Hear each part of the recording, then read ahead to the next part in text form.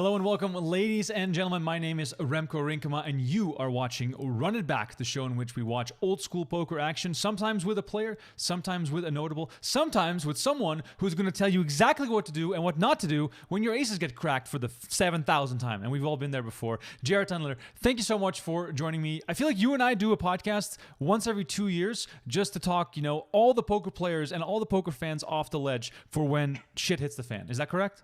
It sounds about right. Yeah.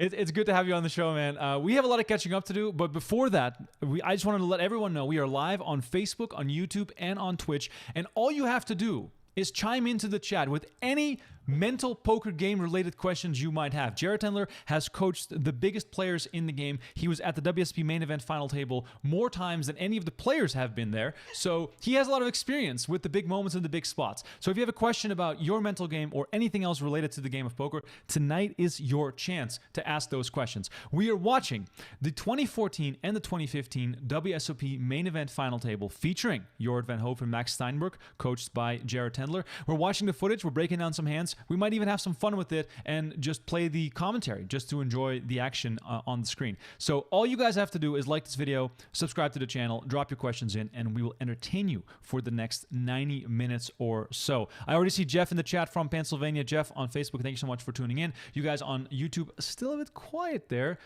Come in with the questions and any remarks you might have, and please let me know where you are watching from. So while I play this intro footage from the main event from 2014, Jorryt, first and foremost, how are you doing? What have you been up to? Dude, I'm doing great. I mean, pandemic made me, stay at home for a little while. I've been traveling 2 to 3 weeks, for the last kind of 2 to 3 years, whether it was for esports, whether it was for trading or for poker. So, to not go anywhere. And, I've got a 6-year-old, so, a lot of good family time. And, I was able to crank out a new book in the process. So, it was good, productive. I mean, obviously for a lot of people was not and super hard, and I have a fairly pandemic proof business. So, poker boomed and I was busier than ever. And then the summertime kind of calmed down a little bit and was able to get cranking on the book. Absolutely. Yeah. We'll talk about the new book that you have coming out also on the show. You seem to sort of hit on different segments that all need some form of mental coaching. Of course, poker is how you and I know each other. Esports is what you got into. The international Dota, Team Liquid. We'll talk about that as well. And now you've pivoted into trading, which obviously trading is probably hotter than ever, especially during the pandemic. Everyone doing that from home. What made you decide to jump into that?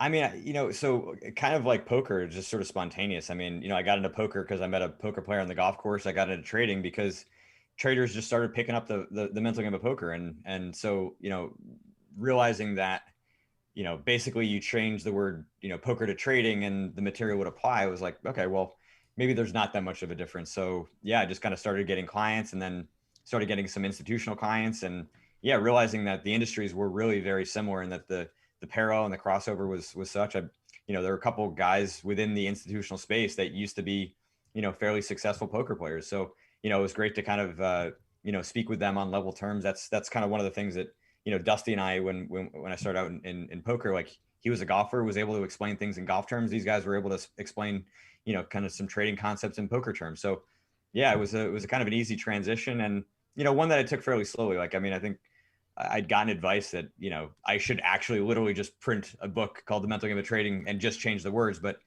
I mean, that's not really my style. So I spent 3 years doing it. Wow. I mean, that's some good dedication. And I appreciate everyone in the chat chiming in.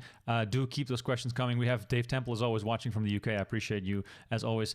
Jeff wants to know, what's the worst bad beat you've ever taken? I mean, do you still get to play a little bit, or did you play in the past?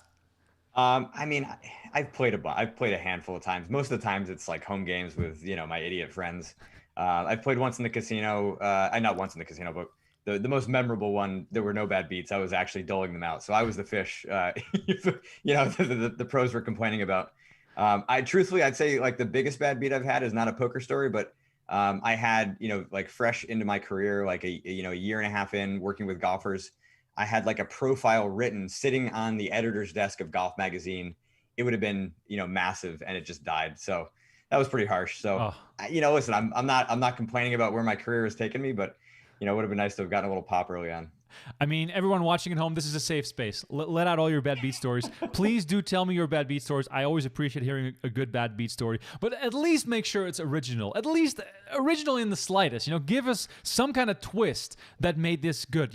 While your opponent was dragging the pot, you spilled your beer all over yourself. Something along those lines. Give me something good. We're watching the main event, and obviously poker is the main course today. But from what you said just now, it makes me sort of distill that you do not have to be a great poker player to be a great mental poker coach. Is that correct? I mean, I'm relative to everybody listening to this, I'm a terrible poker player. I mean, I've definitely learned a lot through osmosis, and my friends don't like it when I play in our game anymore. I think people assume that I'm better than I am, but I'm not. I mean, listen, I know how hard you guys work, and I work as hard at my profession. So yeah, I mean, I think at the end of the day, like, you need to understand the context. You need to understand the conditions of competition. You need to understand, the dynamics. But at the end of the day, we're all just people doing something at a very high level. And between golf and poker and trading and esports, and I work with a trial lawyer. I just started working with a radiologist. I mean, anybody who's dedicated to high level performance, you're going to deal with similar stuff. So how do you relate to a high level poker player when they come to you with something that is bothering them from a mental game perspective? Do you have to understand the problem they have, or do you basically have to reframe it in a way that sort of takes it out of the poker context into sort of more of a human side? It depends on how severe it is. I'd say most issues we can kind of keep within the poker realm, and it's just like kind of wading through, your thought process in that situation. What emotions came up, why they came up, in what situations, and we're really, getting kind of very detailed about every kind of facet of it, because every individual kind of component has like something to sort of say in terms of the overall story and like what's going on. For me, like, people think of emotion like tilt or fear, or negative thoughts. They think of those as the problem. And to me, those are just symptoms, and so then we kind of dig down and see that there's these underlying performance flaws that exist, right? Like, expecting to win every hand, expecting to always be at your best, just having huge expectations for your career, expecting to keep winning session or tournament over tournament. So, you start to kind of pull out what those performance flaws are, and they explain why you're going to have these negative thoughts, why you're going to have, some of these excessive emotional reactions. I mean, emotions are not the problem, right? I mean, that's a key fundamental truth, right? I mean, emotion is essential to us, performing at our best, especially, at a final table like this. There's a ton of intensity, and you can use that intensity to be at your best. It's why we see some of the greatest performances in poker, greatest performances in sports, because it's under the big bright lights. And some guys are able to rise and perform at incredibly high levels, as some of the guys did here, including Jorryt, and others crumble, and they can't handle the heat. Right. So give us an example of a problem that a poker player would give you that they are struggling with. What's an example of something that you can really help them with? I mean, there's a lot, but I think one of the more recent ones, I think was kind of interesting is getting a little bit too addicted to like soul reading or hero calling. I think especially watching, footage on TV, they're fun to watch. They're seductive. They're amazing. I mean, how are you calling with, 8 high here kind of stuff. And so, players want that kind of a rush. And so we're going to talk about, okay, well, what are the situations that happening? Is it happening when you're in a downswing? Are you using those kinds of plays to kind of, build some confidence and, get some chips moving in your direction? Is it happening when you're actually, in the opposite, when, you're actually doing really well and, upswinging, or at least, kind of dominating a table, and you just sort of kind of let the best of it, let it get the best of you. So yeah, again, situations like that. I mean, obviously, like, tilt and dealing with variance is a big one. I mean, poker is unlike a lot of things. I mean, trading is probably the closest.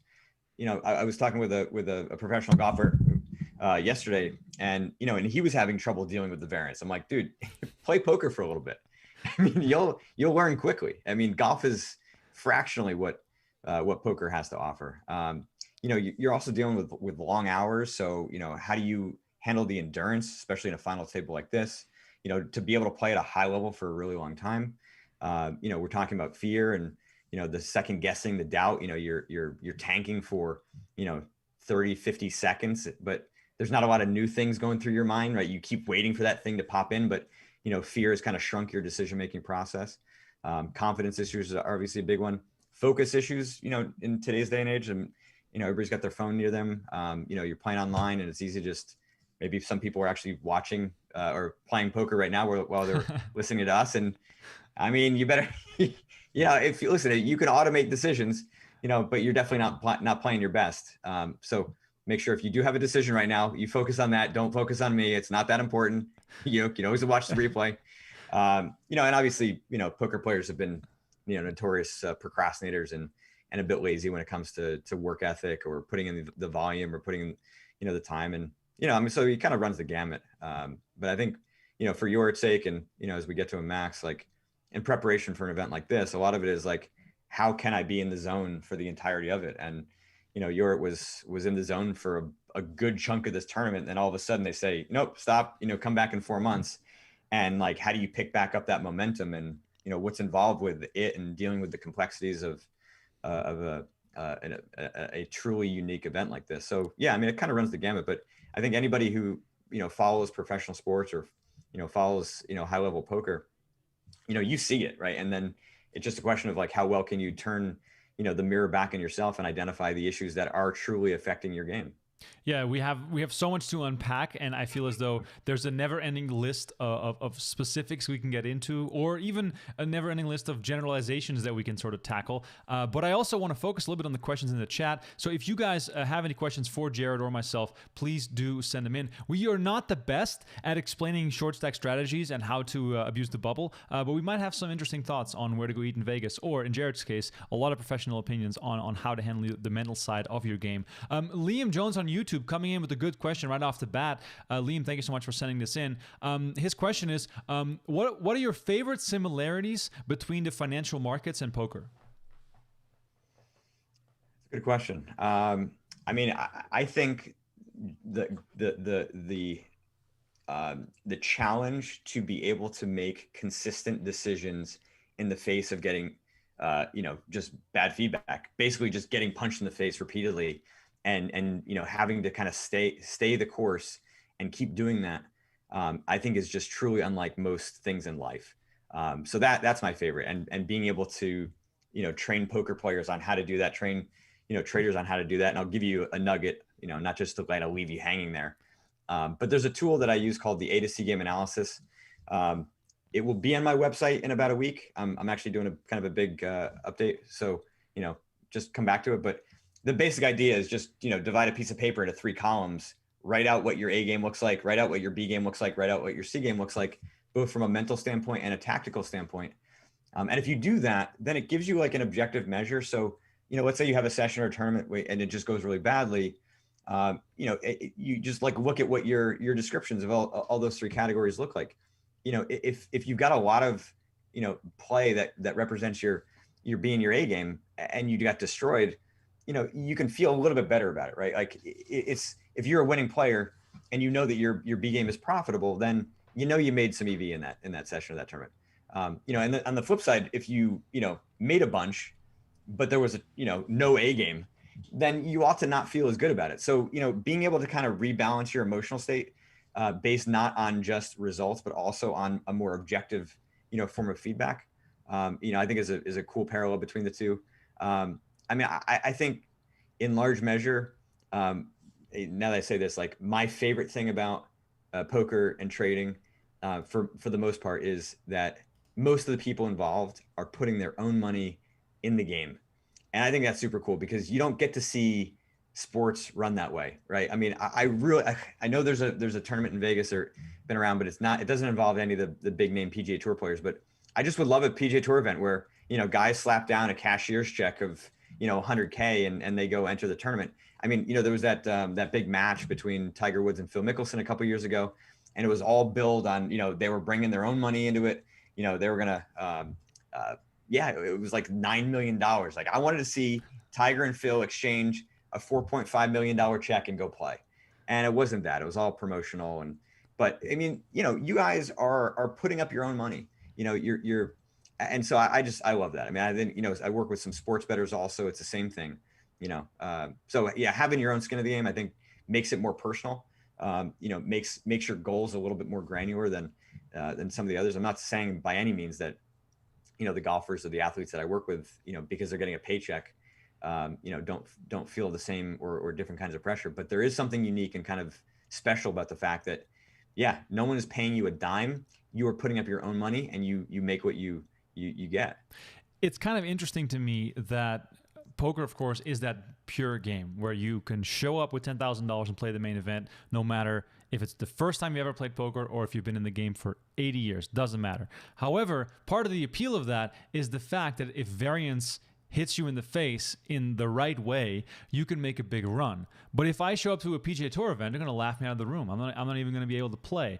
However, I'm curious though, are there parallels in the pure form of what poker is? You show up with the money and you just play, when you compare that to like sports betting and something like the stock market? Because obviously, like you said, if you're going off bad information, you can be successful for a while, but ultimately it'll sort of catch up with you. But is that correlation as direct between poker and those two others, or is there sort of a different level between those three? No, I think they are very similar. I mean, you're basically just trying to figure out like how to have an advantage. Where's your edge? And and that is true with all sports as well. It's true, in the business world, whether it's a Fortune 500 company or a small business. Like, you need to have a competitive advantage. You need to have an edge in the marketplace.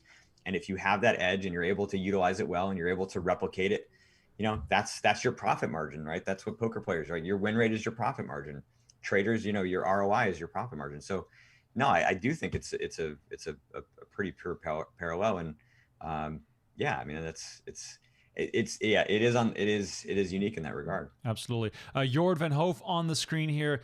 Jared, let's pivot into you working with him for the final table of this main event. For those that are just tuning in, Jorryt Tendler, one of the finest mental game coaches in the game of poker, now also doing that for trading and for esports. So this man has basically covered it all. You can check out his website. I believe it's jorrytendler.com. Is that, you got the nice whole domain?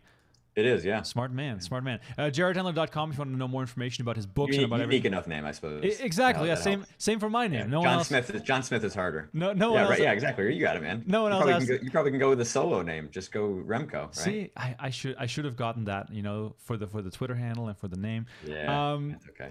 Let's not talk about me, though. Okay. What I'm curious about, and as I'm sort of teeing this up for everyone that is just tuning in, we are live, by the way. If you have any questions, please send them in. We are live on Twitch, Facebook, and YouTube. We are watching the 2014 and the 2015 WSOP Main Event because Jorryt Tendler worked with both Jorryt van Hoof and Max Steinberg on their preparation and their in-game decision-making and mental game coaching during the final table. So both these guys, playing for 10 and 9 million respectively, got a lot of help from Jorryt. So if you're watching this right now and if you play poker, you can probably pick up a few nuggets from this conversation. If you have any questions, please do send them in as well. Now, back to Jorryt. You coached Jorryt leading up to this final table, and I believe also prior to that final table. What does that look like? What did you guys do to get him ready for that final table? So, I've written articles about this, and I'm pretty adamant that this is how it is. That playing under the bright lights, in an event like this, is first and foremost like a battle of C games. It's like, who is stronger at their weakest point? Who understands what weaknesses can be exposed, and has like the answers for all that. And that's not to say that you need to still figure out how to play great and level up and but if you're not prepared to deal with your own shit and the stuff that can come up and kind of undermine your ability to think clearly, then you're just kind of gambling a little bit.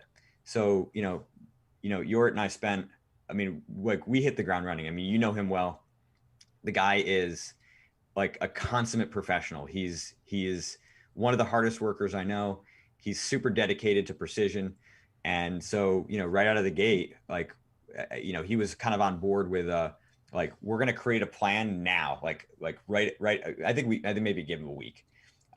And then, we set the plan because, 4 months will fly. And when you're trying to improve your C game and you're trying to prepare for all the complexities that are involved with this, you want to be able to have a chance to like make a draft, revise it, execute on it, and then have time where you actually don't have to be thinking about it because, the momentum is kind of just carrying you forward. So he and I spent, time, and we just thought about both in-game stuff, out-of-game stuff, mentally, tactically, what is his game plan for how to get better, how to, review the footage and prepare and, work with his team, on the tactical side. And then what are we going to do? What are your goals? What are the weaknesses you expect to see? What are the interpersonal, kind of family dynamics or just things, in just like dealing with, the complexities of having all these people fly out. And so we spent, solid hour and a half to do that. And then, we also looked at the schedule, the tournament schedule, because he's not at that time was not, playing a ton of tournament poker. So, wanting to kind of stay sharp, in that arena. So we kind of just looked at, I think, Barcelona was on the list, and, there were a few other tournaments, so we kind of just like basically kind of timed, what we wanted to prepare in advance, go test it and see how it showed up, take that feedback, and then kind of retool the plan. And that's a sort of a strategy. I don't know if you can see the book on the top of my bookshelf there, but there's a book called Periodization. And it's a technique that, tennis players use, golfers use, where they are trying to kind of peak for, certain phases and periods throughout the year. And that's essentially what we were doing, right? I wanted him playing his absolute best when, the cards were dealt at the beginning of our video here. So, like understanding kind of what we were going to have to go through to, prepare for that was really kind of was step one. And as we were watching this hand unfold, he gets Dan Sindler all in with the jacks against his ace-3 suited. Of course, he had already 3-bet Felix Stevenson, so he was committed there to make the call with the ace-3 and spikes the ace, sending Sindler home in 7th place. So we're down to 6 here at the final table. You guys that are just tuning in, please keep the questions coming. We had a good one coming in from Jorryt on Facebook. We are live in 3 places. I don't miss a single thing. I look out for Jorryt. All you guys in the chat. Jorryt Payton in the chat. Right. Maybe somehow connected here with the first name. But yes, we do have room to answer your questions. And Jorryt is wondering, Jorryt Payton, that is, when it comes to risk tolerance in the stock market and poker, what is one of your best pieces of advice? I mean, you have to kind of understand, where your limitations are, and also to some extent, where your weaknesses are around it, right? I think some people tend to be too risk averse. Some people tend to be, kind of too risk seeking. And that's not because that's their natural style. It's because it's based off of some kind of a flaw, whether it be perfectionism, whether it be overconfidence. So I think, there are going to be times where you are going to be at your best and you're going to be thinking your clearest about, what is right for you. So, articulate your plan then, right? I mean, I think, especially with a lot of the new interest in, the stock market and trading. I mean, it's a bull market, right? It's hard to not make money sometimes. And successful traders have spent years really, developing, proper risk management, proper bankroll management would be, some kind of equivalent there. Obviously the decision-making is different in poker and trading in that regard. But yeah, I think, having a game plan, and then understanding the situations where you're most likely going to be kind of pulled from that and why. You're not like a captive to those mistakes. You just have to kind of understand why they're occurring and work through it. Right. So it does sound as though that is a never-ending process of always having to sort of talk to yourself, listen to yourself, and write things down. Is that a good assumption? I think so. I mean, yeah, you'll go through phases where you won't need to because you've done a lot of that analysis. But if there's one thing that's true, it's that growth is a constant if you want it. And I think for everybody listening, like that's the exciting part about poker is that like you can always get better. I mean, even with as much of solvers have kind of come into the game, poker is still played between two people, and people are not, GTO bots. Obviously there are some that are closer to it than others, but for the most part, you're still playing, against other people who are thinking, emotional people. And so, yeah, like being able to, like grow and evolve as a player is something that's just exciting. I mean, there's a great Twilight Zone episode that I refer a lot to my clients to. It's called A Nice Place to Live.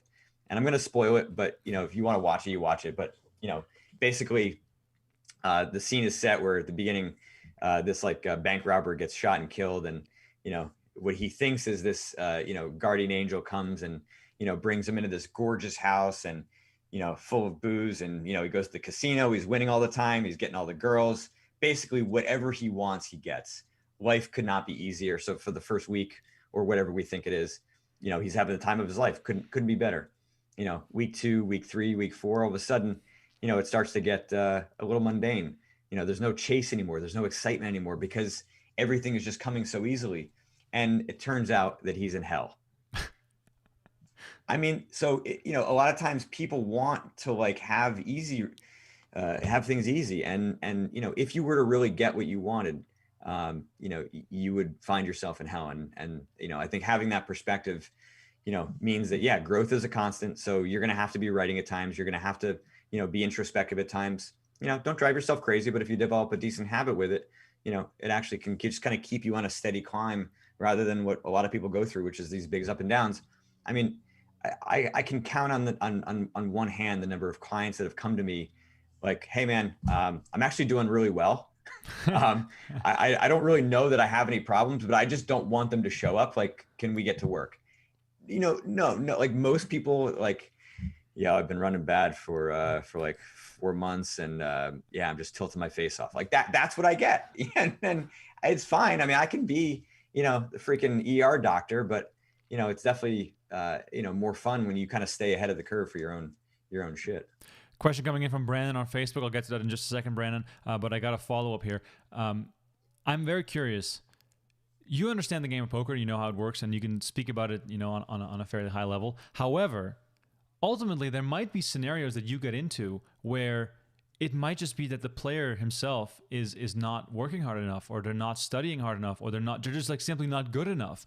How do you parse out that the issue might not be their mental game, the issue might be on the tactical side? It's hard. I mean, I think the clients that I work with, early on, I'm kind of gauging, and I have a pretty decent bullshit detector. I think it was probably because I was full of shit for most of my life. I think it's the old, it takes one to know one.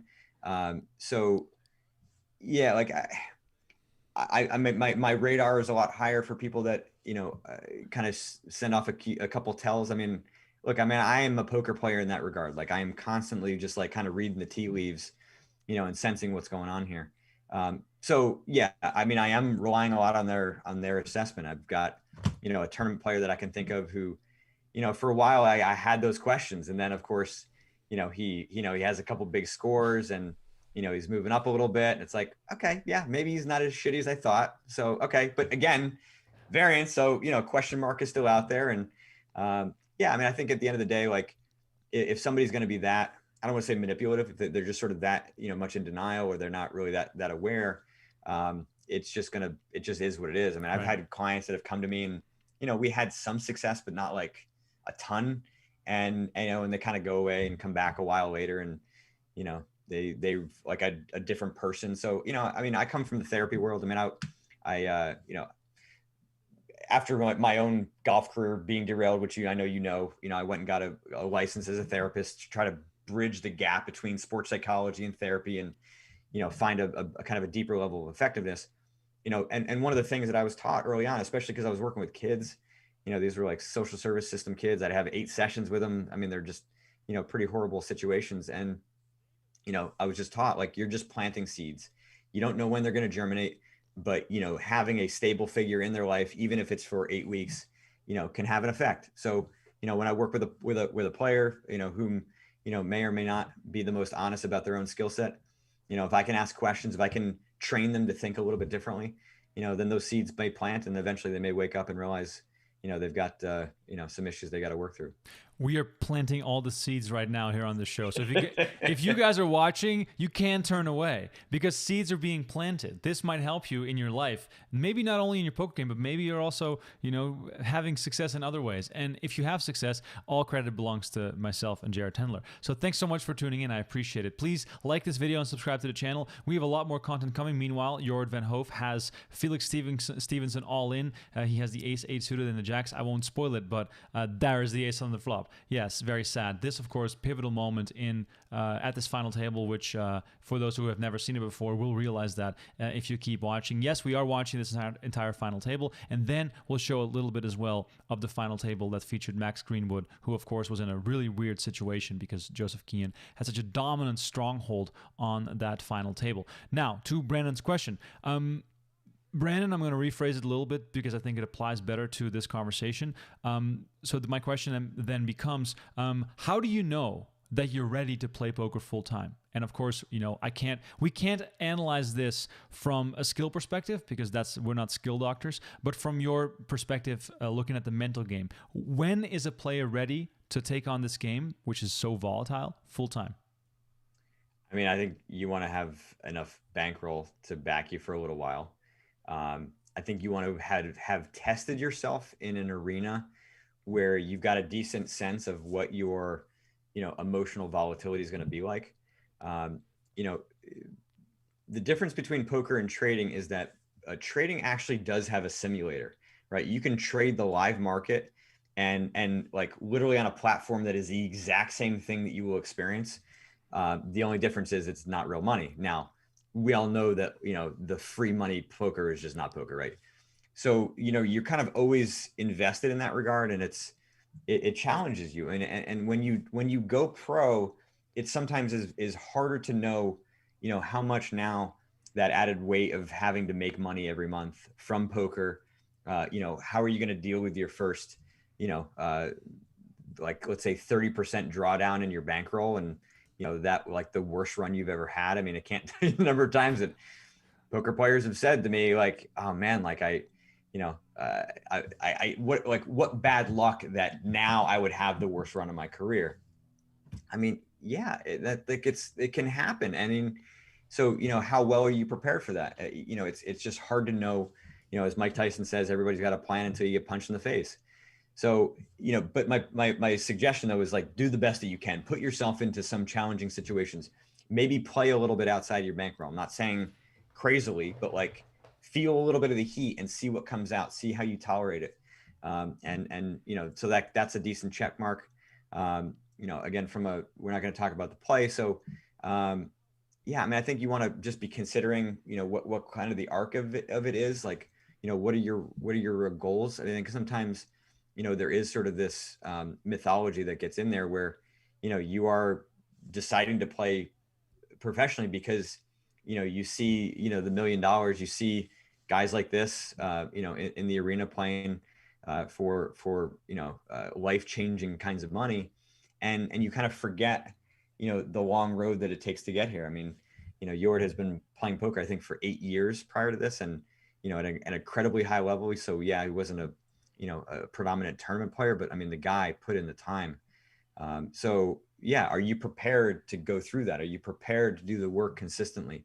I think in some regards, I liken poker to being, a professional athlete. I mean, your life is going to have to revolve around poker. And that doesn't mean you can't have some balance, but you got to be dedicated where the actions and the things that you're doing outside of your time playing poker or studying, is at least serving poker in some regard. Like, you can't be going out, getting sloshed every night, and expecting yourself to get back to play. I mean, if you're able to do that for your regular job, it's not that challenging. So you can, I'm not, advocating alcoholism here, but, the idea though is that, you're going to have to make sure that you are performing at a high level pretty often. I mean, poker is just really competitive now. And I think, the last, I guess it's been 13 years since I've been in the industry. I mean, it's continued to get that way. And the level of professionalism about, diet and exercise and sleep and, listen, poker players are not perfect by any means. And there's still, room to grow, which I think is fair. We should always keep it that way. We don't want it to be, too polished here. This isn't like the IMG Academy. But, there's a degree of it that you're going to want in there. Otherwise you're just, kind of gambling more with the opportunity. I would also add to that from my perspective, having been in the game for a long time, is a certain kind of awareness of what you're doing and where you're going with this. Because a lot of time, what I hear living in Vegas is people that are playing poker for a living that are just playing poker. They're going out there to play.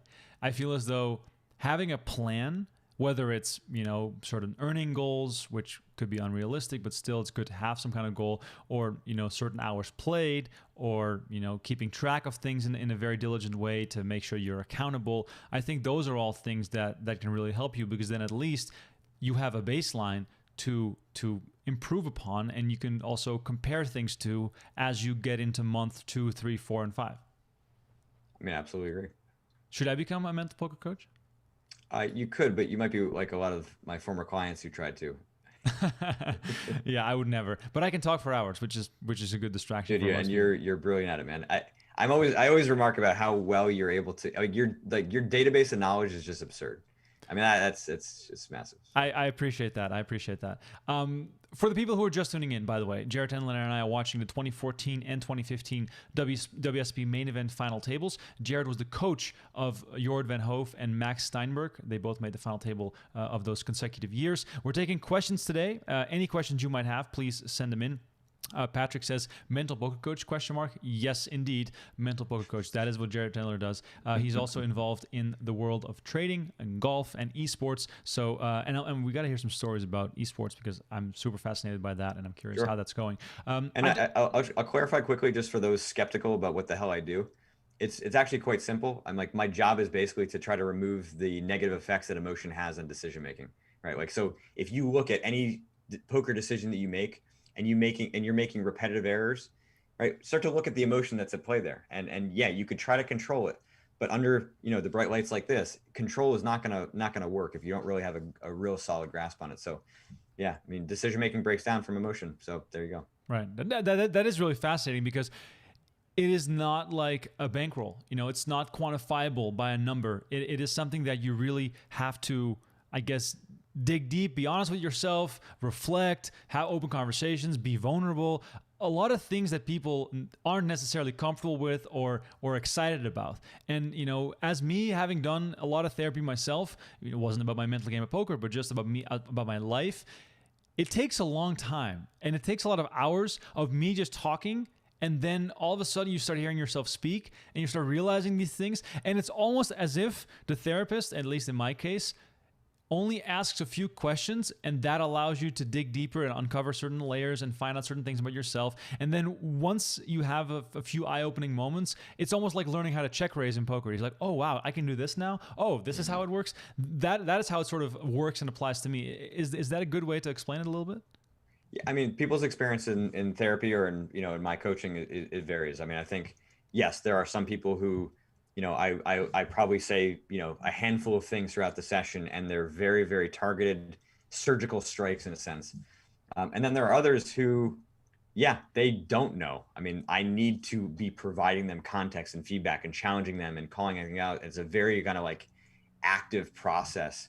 I think if anybody is willing to, just get better, they understand that, there are lots of dimensions to what it takes to be great. And, to deny the fact that your thought process or that your emotional state has an impact on your execution, your decision-making, your longevity, in a session, then you're basically just, denying reality, or you're just not aware yet, which is fine. I mean, everybody's got to have a starting point. When I first, started choking in golf, I had no idea how much my own psyche, my own emotional state, affected my game. And that was like kind of the beginning of my process was, just kind of coming to terms with the fact that I was pissing my pants over a 4-foot putt to qualify for the US Open. And, I failed. So I had to figure it out. Right. Wow. Yeah, that's rough. And I think that everyone in their life has those moments where it's time to shine, and you don't get to perform at the level that you're used to performing at. While we see William Tonking exit the room here, the Thunderdome, the Penn and Teller Theater, for the 2014 main event final table. The best three-handed battle I have ever seen at the WSOP main event between Felix Stevenson, Martin Jacobson, and Jorryt van Hoof, largely influenced by a pair of sunglasses, which is a topic that we need to discuss, because that's about to come up here on the show. All right, I'm going to pause here for just 1 second so we can all sort of digest these chip counts. Jorryt van Hoof is three-handed with the chip lead, 99 million chips. Felix Stevenson has 56 million, and then Martin Jacobson has 45 million chips. $10 million first prize. Keep in mind, they played for, I want to say 10 or 11 hours to get down to three-handed, and then all of a sudden they called it a night. and players were set to come back the following day playing three-handed for the bracelet. So there's a whole night. They were supposed to play down to 2. They were supposed to play down to 2, so change of plans, but they're now three-handed. And Jorryt, up until this point, was basically in charge of this entire final table. He busted a few players. He just basically had everything under control. And then we come back the following day, and the biggest surprise to everyone, this was all over Twitter. This was basically everyone's big question mark. Why is the most dominant player at this final table, who's been crushing everyone's soul, now all of a sudden wearing a pair of sunglasses? And of course, we all know sunglasses are common in poker. This is not a strange thing. However, with the dominance there that Jorryt had at this final table, it was an asset to him. It was something that really intimidated players. And yes, he's playing against top pros. Yes, Felix and Martin aren't guys that are getting scared by Jorryt's stare. However, from my perspective, it was a piece of his own confidence that he was losing by putting on these sunglasses. It was like he was limiting himself by putting on these sunglasses. And we all know the lights are bright. We all know that's a big factor at this final table.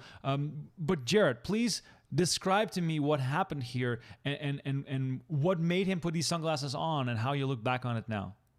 Yeah, I mean, it certainly was a turning point, but not for the reasons that a lot of people think. You mentioned confidence. It was confidence, but not in the way that you think. So, if you can see kind of, I think at the opening, you could see where he was physically sitting in a different spot. And when he sat down, kind of before the cards were in the air, literally the lights were in his eyes. Like he could not, focus. It was like, he needed the glasses basically just to be able to see, his opponents.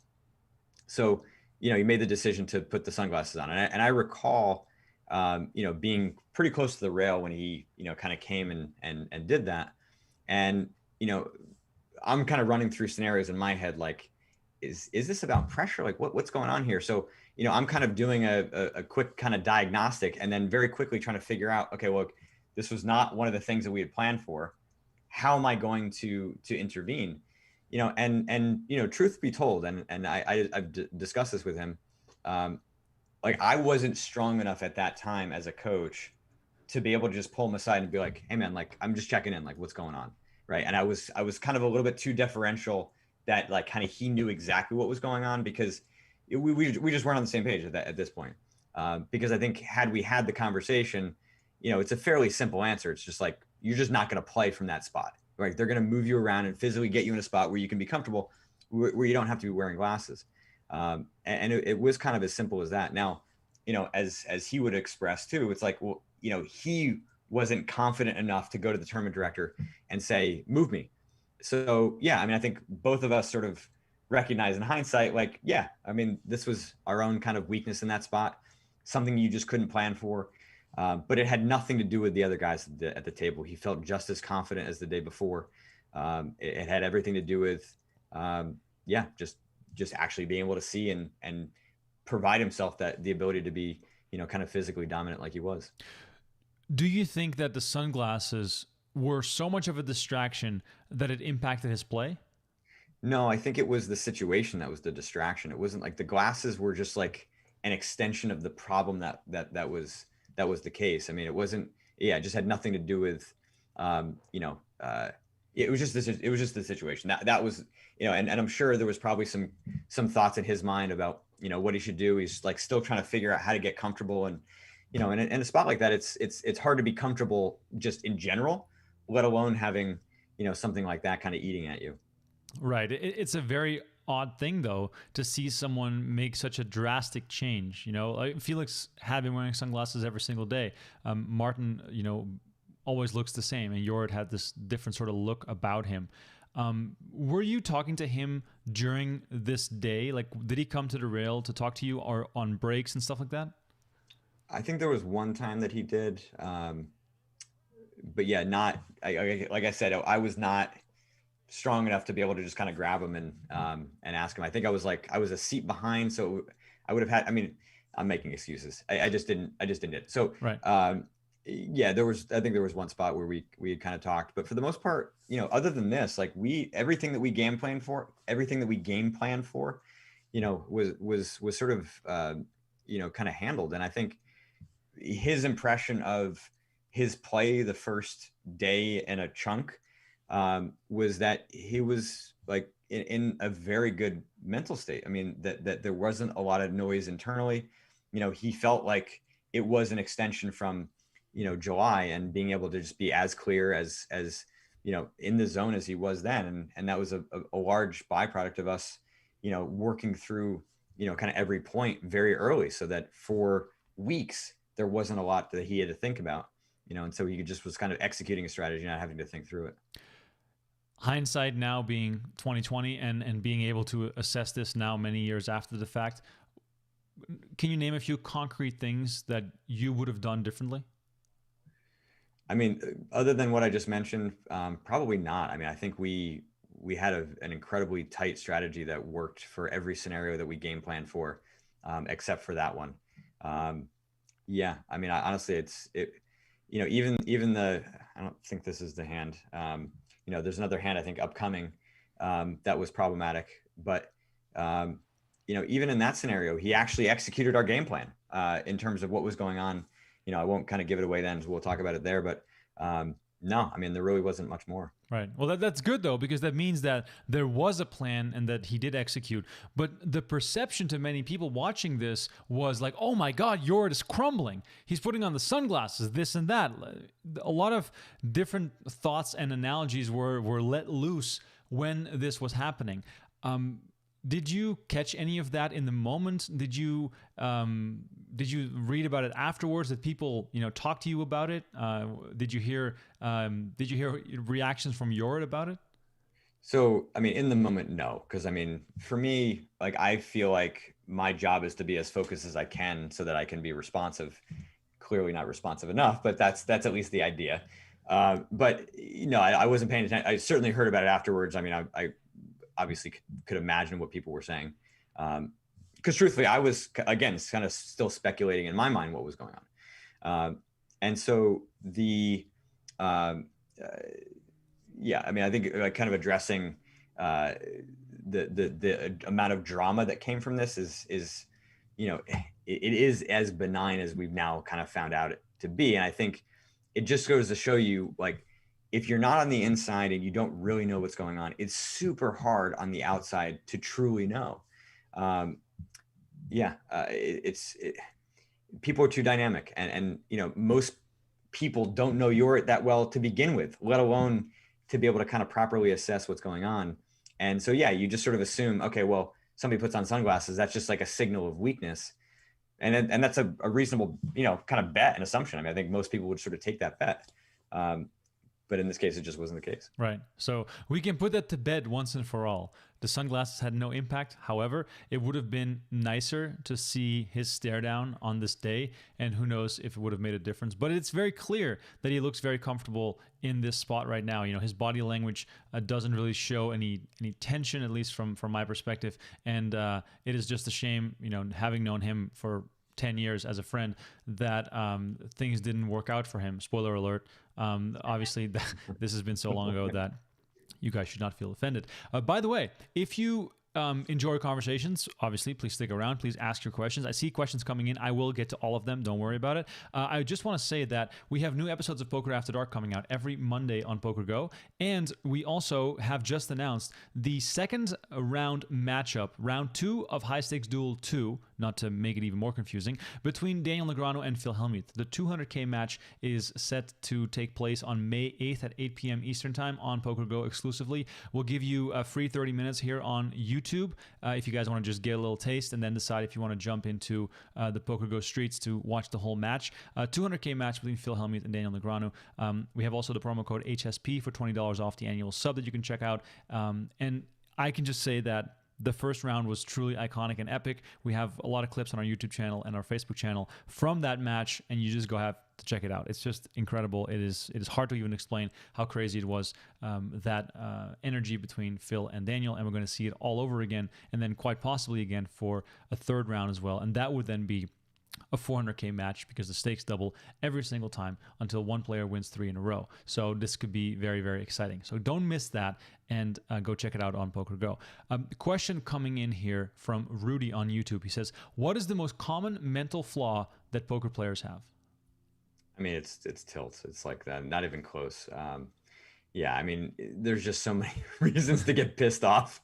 Um, and I think I do want to be clear that when I'm talking about tilt, I'm talking about anger. There are still people who, say anything less than my best is tilt, and that's just too broad of a term. There's just too many, other things that can be at play, whether it be, focus issues, motivational issues, fear, confidence issues.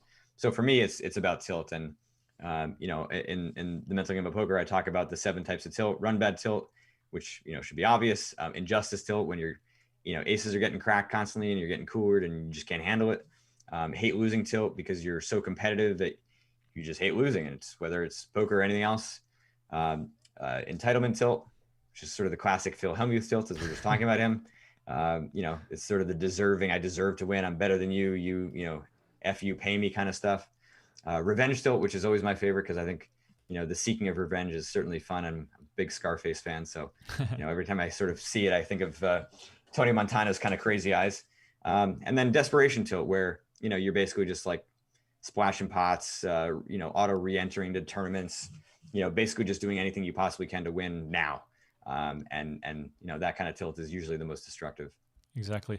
For the people who do not enjoy our talking, I'm talking to you, Steven, on Facebook, go to PokerGO.com right now, because we have the entire archive of the World Series of Poker available. 2003, all the way up until 2019, all the preliminary events, all the main events, all the coverage, hundreds of hours. You can watch it all. I've already seen it a couple times. But if you do enjoy watching that stuff, you got to go check that out. We have the entire library. We spent the entire year of 2020 getting all that stuff loaded into the website. And I'm excited to announce that next week we're loading up a bunch of old classic stuff from the 80s, the 90s, the early 2000s, all going to be added to PokerGO. So if you guys have an appetite for that action, you got to go and check us out next week when I have a very special guest on Running Back, and I'll reveal that at the end of this show. Let's see. We got another question here. This is really funny. Patrick says, who is more unstable, Mike Madison or Phil Hellmuth? I mean, I think it's a pretty clear win with Mike there. I'm not saying that, Phil doesn't have his moments, but yeah, Mike's tend to be a little bit bigger.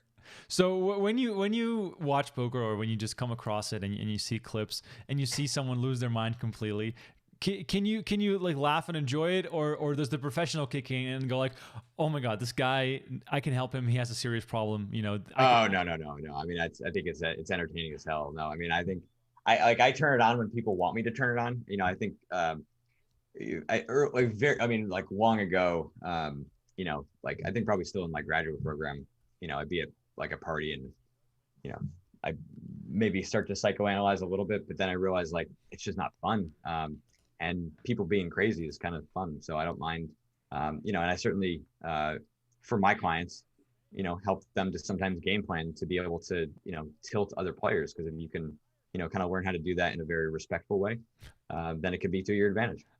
Yeah, no, that's a very good point. Patrick is also asking, why so long between heads-up matches? Well, scheduling something with the greatest 2 players in the world of poker, Phil and Daniel, can be quite complicated. And as you know, Phil Hellmuth doesn't wake up before 3 p.m. in the afternoon Pacific time, and he lives in Palo Alto. So yeah, the scheduling is a bit tough with Phil and Daniel, but we are going to get more matches with these guys in, and hopefully maybe we can squeeze them a little bit shorter into the future as the pandemic sort of eases out and travel becomes a little bit easier. But yeah, round 2 of match 2 is going to be coming, and it's going to be on May 5th at 8 p.m. Eastern time. So don't miss out on any of that. A lot of people asking about Phil and Daniel. Obviously, I know you're not their coach, but when you let's just take the heads up match as an example.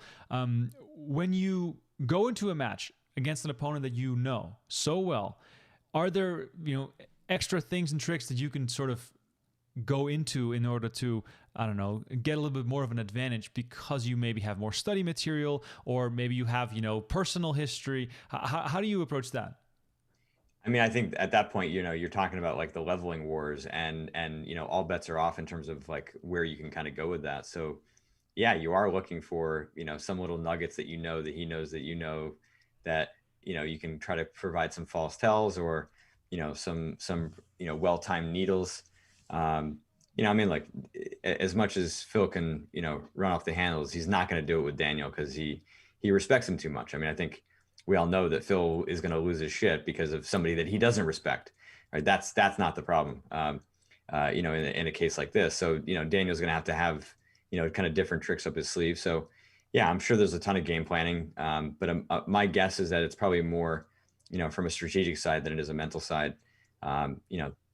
These guys have been playing for, 30 a long years. time. So yeah, It's definitely been a long time. Rocky y'all says, I always recommend Jorryt's book. That's awesome. Thank you, Rocky. We appreciate that. Thanks, brother. And he says, how do you control your emotions without becoming numb to emotions in general? Yeah, it's by actually not controlling them. And that's going to sound a little strange, but I think this is like the biggest misconception with what the book, biggest misconception of the way I think people kind of read the book. And truthfully, I rectified that in the new one. But the idea is that, like control of your emotions means that you're using mental resources to keep these things at bay. And so you're right? There is a tendency to have that, kind of emotional numbness, as a consequence. And that's not really what we're after. So when I say not control them, I don't mean, at a final table like this or in a big spot, you're not attempting to kind of keep those emotions from affecting your decision-making. But afterwards, when you've recognized, yeah, I overreacted to, a mistake that I made. I overreacted to some, of this like sort of, perceived, disrespect by this guy. And so you sort of take those nuggets and you try to understand why they're happening. And you try to isolate the individual performance flaws that are present, right? Expectations that you're not going to make, obvious mistakes, a desire for control of your opponents. So, there's like a level of analysis you need to go through, which, is what the book is designed to do, is to help you, kind of get at the heart of those problems. And once you do, then you can create, injecting logic savings. You can create basically, which is just injecting the correction kind of into that flaw. And over time, you kind of chip away at it. It is kind of like chopping down a tree with an axe, and you're just using that logic to kind of hammer away. So when you do that, you're not actually like suppressing or controlling your emotions, even though the outcome of that is what you're going to feel in the short term.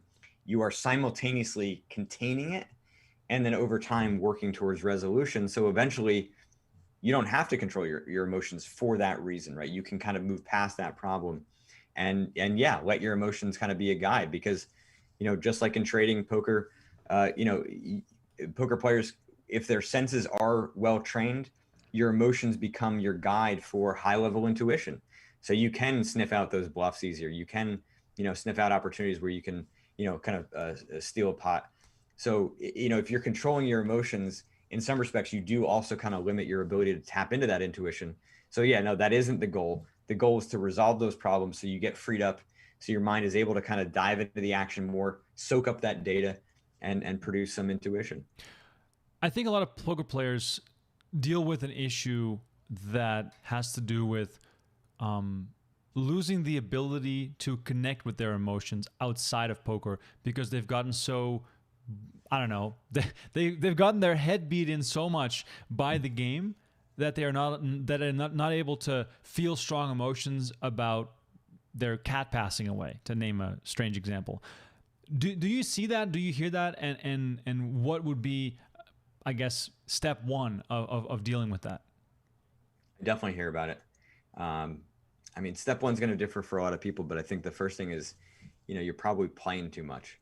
And if you have to, just to survive, then yeah, keep playing. I'm not going to say, but if you don't, maybe it's time to start, peeling away, a weekend off, taking evenings off, maybe take a full week or maybe longer off. Especially you think about like kind of your longevity in the game. If it's having that big of an effect on your personal life, it's going to come back to bite, you in the ass in terms of poker. So yeah, find ways to take chunks of time off. If you are treating poker like a professional athlete, these guys take chunks of time off, and just be a bit proactive about, how you plan for that and when you're going to do it, be thoughtful about it. So, take a couple, I think like my minimum recommendation is, 1 day off a week, 2 days off in a row once per month, and then, 7 days off once a quarter, once every 3 months. That's minimum. And most people are not doing that. Most guys are not doing that. So, being able to, I think, have that time off gives you a chance to decompress, gives you a chance to be human again. I think it's the most simple way to start doing it. But the other one is what I just mentioned before about, trying to remove a little bit of that numbness on your day-to-day in terms of how you're dealing with poker. But I think, one of the other big ones that happens is just like kind of numbness to money, and, spending habits outside of poker, end up kind of costing you and, in terms of your bankroll. So that's a tougher one to kind of crack, right? Not seeing every monetary decision that you make in terms of, it's just a big blind. Well, right. it kind of takes away a little of the joy in there, and certainly a little bit of the responsibility, when you're treating every decision like it's a poker one. Yeah, no, that's really funny you say that, because even when I used to play a lot, that's sort of how it happened. If you would even if you would lose $100 bill, whatever, misplace it or whatever, you'll relate to it back as if it's lost in a poker game, which is not the same thing. It's obviously very different, but it's very easy to do that. We got some more questions coming in. I do really appreciate it. Rocky, who we referenced earlier, had a great question. He says, "Yeah, I feel like I've gotten emotionless through trying to control them and not tilt. Berkey kind of reminds me of that. LOL. Thanks, gentlemen. I appreciate you, Rocky. That's really good. Keep working on your mental game." ILFTC says, "Hey, Jorryt, what do you think about momentum in poker? How can you use this to your advantage?" So, I mean... Okay, let me just... I'll let you think while I speak. Okay. Momentum is a perception. It's not a reality. And I think you can benefit from it if you're the type of person that lifts off positive spirits. But that also probably means that you're getting put down by negative spirits. And momentum, in my mind, is just a construct in your head. Jorryt, how do you feel? Yeah, I mean, that's all true. We all are basically living in the matrix anyway, right? So yeah, it's all a construct of our own making. I mean, my thoughts on momentum is that on some level, it is weak to rely on momentum. Now, I mean, if we're talking about momentum, with you at a table where, you're just kind of running over the table, and that momentum is creating a perceived edge that you can sense in your opponents that they're not, or that they are kind of backing off to some of your aggression, then yeah, you keep pouncing on that because there's an edge. And, again, like there's going to be a fine line where you might overdo it. But, I think you want to sort of stay on that edge because that advantage exists, but then there's also the kind of more macro momentum where, let's say you've won 5 cash games in a row, and, or you won, at least you've cashed like 7 out of 10 tournaments. And, to me, momentum is weak in that regard, because what oftentimes happens is you're now going in to that next cash game and next tournament, with more optimism than you deserve. And I think it's important to be, constantly working on your weaknesses, because that's the thing that ultimately is going to trip you up in those spots. Again, like I said at the outside here, it's a battle of C game. So if you don't know what can trip you up, then it's going to be the thing that's going to derail your momentum, and you don't want to be the cause of it. Is our confidence and optimism the same or similar? I mean, they're definitely linked. I mean, I wouldn't necessarily call them the same thing. So like optimism is like more linked to your like kind of perception of what's to come, and you're just kind of putting a positive spin on that future projection, right? And and pessimism was just the opposite of that. There's some projection that you're making into the future. People who are confident are going to tend to, project more optimism. People who are overconfident are blindly doing so, and then conversely is the same thing if you're lacking confidence. But confidence, if we're going to kind of define what confidence actually is, confidence is just your perception of your skill, right? Like what constitutes a fish in the game is that, your perception of your own skill is so poor that you don't even know how bad you are. Right. Right. And so then, on the flip side, you have people who, are so skilled, but they falsely assume that everybody else knows what they know. And so then they become underconfident. So it's just about your perception. That's actually funny you say that. I had a conversation with a very smart person the other day, and I told them that I sometimes have imposter syndrome. And especially coming up in the industry, I had that a lot because English is my second language. I'm from the Netherlands, and I all of a sudden started writing and doing podcasts in English. So along the way, I got sort of pushed by this sort of thing in my head of like, someone can take my job at any moment because I am just basically lying to everyone about how good I am at this, writing, podcasting, talking about poker. It takes such a long time for the confidence in my ability to sort of squash that thought that I found it really interesting to sort of bring it up. And he told me that this is something that women deal a lot with in the business world because they are looked at differently. So they have this constant urge to prove themselves, even though they might be performing at the exact same level as their coworkers. Does that make sense? It does, yeah. Sorry, I was a bit distracted by the pain of this reliving this moment. Yeah, but yeah, no, I mean it does because the thing about poker and the thing about what you're describing with the imposter syndrome is, it's really hard to know what your actual skill set is in the short term, right? And especially with being in the media, it's not like you're getting, I mean, obviously you're getting feedback, but like how well you're able to kind of properly interpret that feedback and the reliability of it, is a bit fuzzy, and especially for poker players. So you're constantly making estimates about what your skill set is. And, people with imposter syndrome, basically are just like kind of waiting for the shoe to drop. And so what that means is that as you go about kind of day to day, you're kind of auto filtering out all of the hands, so to speak, that confirm your skill. Right. Because you're constantly looking out for that one data point that says, adios, motherfucker. You're done. And that by and large, like perpetuates the problem because you are ignoring all of the data that would suggest that you actually have, some skill here. Right. As some of you might have noticed, we've pivoted into the next year. We flashed forward an entire year to the 2015 WSOP Main Event final table. I'm sorry to everyone who was enjoying this final table because it was truly magnificent. If you want to watch the heads up of that final table, go check it out on PokerGO. The entire final table is to be found on there. And we even have some cool clips on our YouTube and Facebook channel. That is something that people have to also realize. We have tons of content on our YouTube and Facebook pages. If you hate it, then you have to let me know because I personally curate all those videos. And you can find us, by the way, on Twitter. We have our Twitter names just like right down here, at Remko Rinkema, and then one below there, at Jorryt Tendler. That's where you can find us. You can always reach out to us. Reach out to Jorryt if you have mental coaching questions. Reach out to me if you have any ideas for guests on the show or people that want to play. Oh, by the way, if you're super rich, and this has already happened twice, which is really funny. If you're super rich, you want to play on High Stakes Poker Season 9, just send me a DM. Send me a DM. We might be able to make this happen. We had two people in the chat on the show a couple weeks ago say, "Hey, I have money. Can I play?" And I said, I can't guarantee anything, but I know the guy, Maury Escandani and Brent Hanks, that are making these decisions, so I'll pass on your information, and who knows? We might have a running back fan from the chat playing on High Stakes Poker. We're taping it in the summer, Season 9 coming at you on PokerGO in the near future.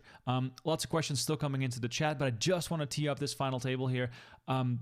We talked about your relationship with Jorryt, how you guys prepared for the 2014 event. How did that go with Max Steinberg, who we see here in the beautiful blue suit? What was your relationship like with him, and what did you guys do to prepare? And was there any differences between working with him and Jorryt? Yeah, I mean, first off, it is kind of crazy how slick he looks in that suit. I mean, more so than I remember. It's like, God, I mean, freaking stands out like a crazy sore thumb here in a good way. Yeah. Yeah, I mean, like, the success I had with Jorryt, I mean, really, I think kind of made Max more comfortable, kind of running back the game plan that I used with him. And I explained exactly kind of what we did, and we literally did the exact same thing. Now what Max and I did was different. Just because he's a different player, different stage of his career at this point. He'd been really playing a lot of daily fantasy, hadn't played a ton of poker, so there was like kind of a different sort of skill set. And I think, for him, it was dealing with a little bit of some confidence issues, like kind of in the break and, kind of peeling back layers of stuff that, got a little bit personal. I actually went back and listened for those that want to go to my website, I've got a podcast that I did with Max, like pretty close after the final table, where he's far more revealing than I'll be on this one, just because it's not my stuff to sort of share. But he does a great job of really kind of peeling back the layers of the kinds of kind of personal things that he was dealing with. But for us, it was the same kind of concept. It's like, what are all the things that are going to kind of get in the way and potentially kind of derail your progress and derail your performance? And again, I mean, just like with Jorryt, I think kind of came up with a pretty fantastic game plan and executed it, to near precision. So can you recall any specific things that you discussed with Max as far as the preparation for the final table specifically? Were there specific players he was focused in on? Were there specific spots that he was worried about? And were there specific sort of, maybe he was like remembering certain tricks or things that were very applicable in the moment. Do you recall anything like that? I mean, I recalled nothing before preparing for today. I mean, my God, I think having a child, certainly, kills your memory in some respects. But I did go back and pulled up, our game plan. I'm looking at it right now. Oh, cool.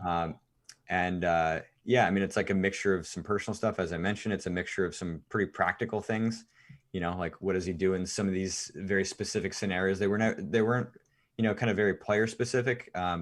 But, one instance where, Max kind of actively, kind of came for my counsel, during, I want to say it was day one.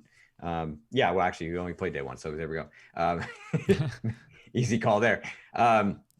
One of the concerns that he had was, he had to reconcile the fact that he was not going to play perfect poker because that's not possible. And yet here you are with everybody at home, being able to see what perfect poker, kind of looks like. And he's going to make mistakes. And what is it going to be like in 30 minutes when you find out that, you got bluffed? And that did happen, right? I think, it comes up in a little bit here with a little spoiler alert, that Joe, kind of shoves him off of, I think it's eights. And yeah, it rattled him. We kind of went into the back of the Thunderdome there and just kind of talk through it. But what was great was that the things that I sort of shared and the things that he was expressing, we had already kind of game planned for. It was just, in these moments, right? Like you can have the same kind of, weakness come out, but because we're prepared, it didn't take him more than a couple minutes to kind of work through it and kind of get right as rain. Since we're talking about the Matrix here, I'll drop a little quote. So it was a pretty kind of seamless moment. And truthfully, that was kind of the extent of it. We did our game plan the day before.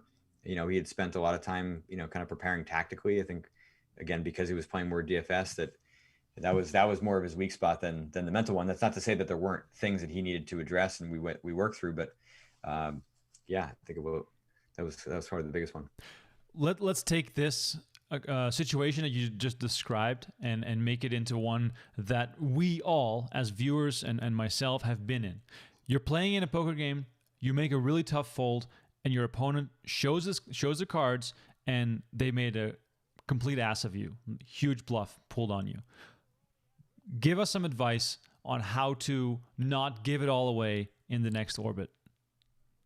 Well, okay. I mean, like a lot of things, you're not like, if this is a common problem, you got to really do some analysis as to what happens in that moment, right? Like what goes off in your head. I think for a lot of players, it comes down to confidence. They may be steaming and they may be, pissed out of their mind, but they're not necessarily angry.